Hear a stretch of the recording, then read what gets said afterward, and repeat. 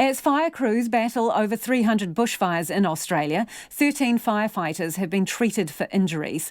The latest hurt was a helicopter pilot who crashed his chopper near Toowoomba in Queensland this evening. He's being treated by the Queensland Ambulance Service, and so far 4 people have died in the fires and 50 homes were lost yesterday. Many people had to flee their homes while others decided to stay and fight the flames. Tales of survival are starting to emerge, including that of Paul Sekfy from Macksville on the north coast of the state. He shared a note that firefighters left on his fridge when he came home after he and his wife had given up hope that their home would be saved. Paul spoke to Alex Perrottet as he had his breakfast at a cafe in Nambucca and started by describing how he called his wife on Saturday to tell her to abandon the house. Denise jumps in her car, gets the dog and the cat and a couple of possessions and races down the road the right way. There's 2 ways to go. She went the right way. The other way was already on fire.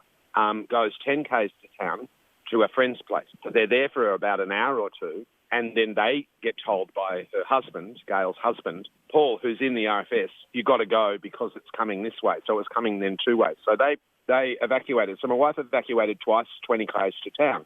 I get to town and more or less meet her and her friend at the roadblock that they're not letting me through, and they've come through the roadblock.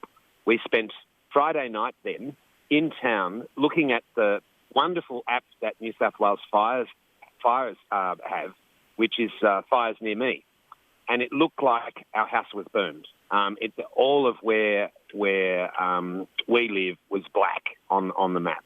So we didn't know. So we went to bed or slept on the floor, for what it's worth, thinking that the next day we would have no house. So I got through. I went past 1, 2, 3. I think I went past 4 burned houses on the way to my place. As I'm approaching my house, I can see through the bush where I would be able to see a shed. It's all burned, so I can see through it. No shed.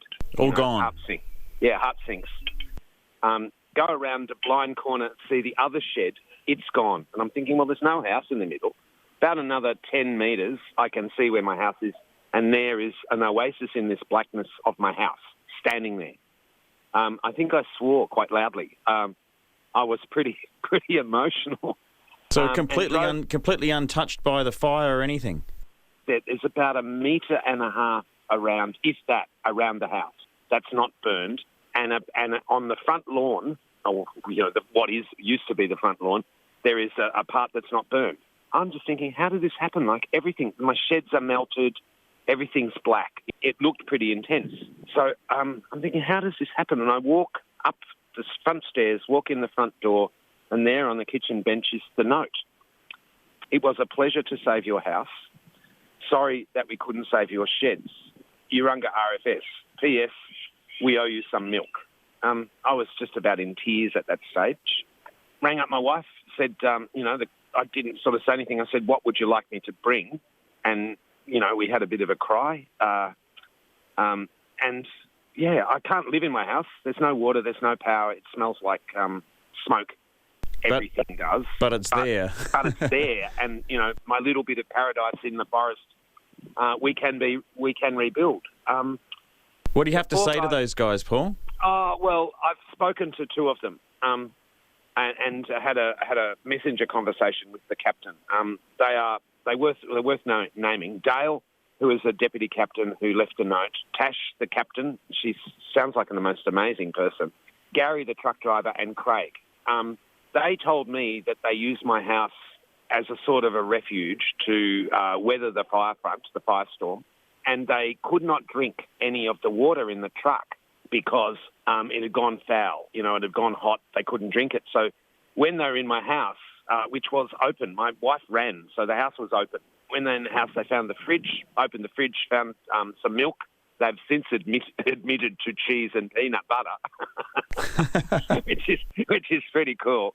And so they wrote the note and leaving, not knowing whether they'd done enough to save the house. They were running out of water and they needed to retask. So they didn't know whether my house was saved.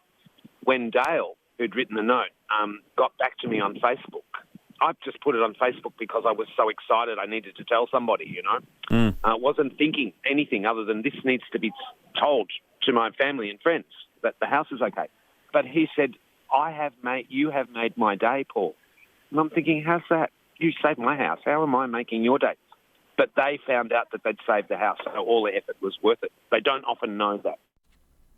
And that was Paul Sekfy there talking about those heroic firefighters who drank his milk and saved the house. And as Paul says, they've since admitted to having a bit of a nibble on the cheese and peanut butter.